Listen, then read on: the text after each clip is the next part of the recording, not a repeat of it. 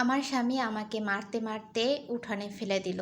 এক পর্যায়ে আমার পেটে সে পাড়া দিয়ে আমার পেটের সন্তানকে মেরে ফেলতে চাইলো, কারণ আমার পেটে কন্যা সন্তান। এমন সময় আমার শাশুড়ি এসে আমাকে বলল যে, না বৌমাকে তুই মারিস না, আর এই অবস্থায় বৌমাকে মারলে তোর জেল হয়ে যাবে। তার চেয়ে বরং ওকে অত্যাচারের মাত্রাটা একটু বাড়িয়ে দেওয়া হোক।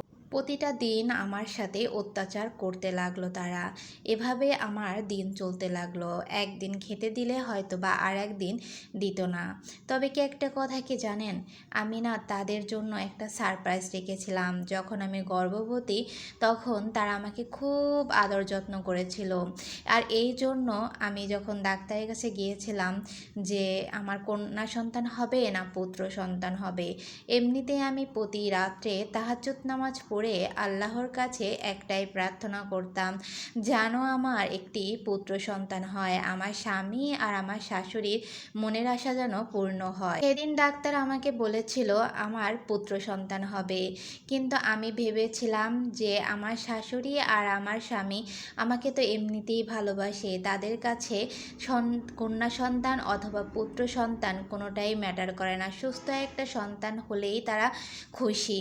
এটা আমাকে আমার শাশুড়িও বলেছে আর আমার হাজবেন্ডও বলেছে, যার জন্য আমি তাদের কাছে এই কথাটা বলেছি যে আমার কন্যা সন্তান হবে। ভেবেছিলাম যেদিন আমার সন্তান হবে তারা দেখে অনেক খুশি হবে।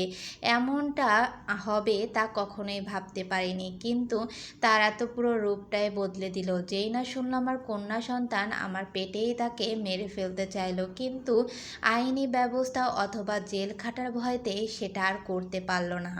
কন্যা সন্তান হবে বিধায় আমার স্বামী আমার থেকে অনেকটা দূরে চলে গেল। সে আর একটা মেয়ের সাথে রিলেশন করলো, সেটা আবার তারই মামাতো বোন।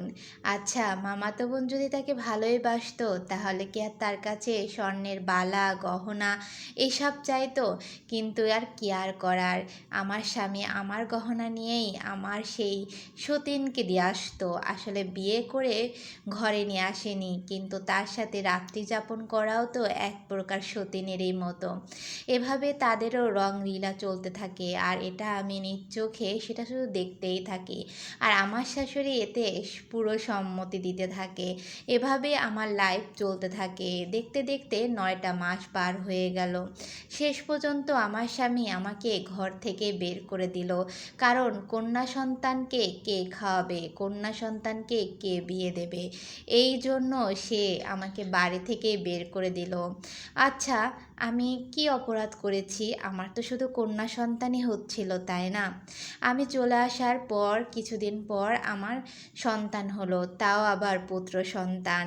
কিন্তু এই খবরটা যখন আমার স্বামী জানতে পারল, তখন সে আমার কাছে ছুটে আসলো। আমাকে এসে অনেক কথা বোঝানোর চেষ্টা করলো, তার সন্তানকে সে নিয়ে যাওয়ার জন্য প্রস্তুত ছিল। সে আমার কাছে ক্ষমা চাচ্ছে, আর জীবনে কোনো দিনও এইরকম অন্যায় সে করবে না। কিন্তু আমার না আমার স্বামীর প্রতির থেকে মনটাই উঠে গেল। যে স্বামী আমাকে দুমুঠো ভাত খেতেও দিত না, সেই স্বামীর কাছে আমি কি করে যাব? যে আমার পুত্র সন্তান হয়েছে তাই।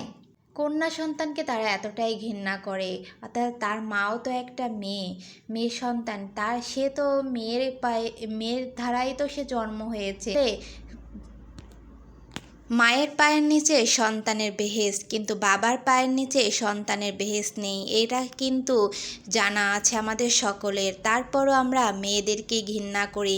মেয়েরা কিন্তু পুরুষের কাঁধে কাঁধ মিলিয়ে এখন কিন্তু চাকরিও করে অথবা সব কাজও করে, তারপরও মেয়েদেরকে ঘৃণা করা হয়। এই স্টোরিটা সম্পূর্ণ আমার লাইফের সাথে জড়িত না, একটি আপুর লাইফ থেকে নেওয়া।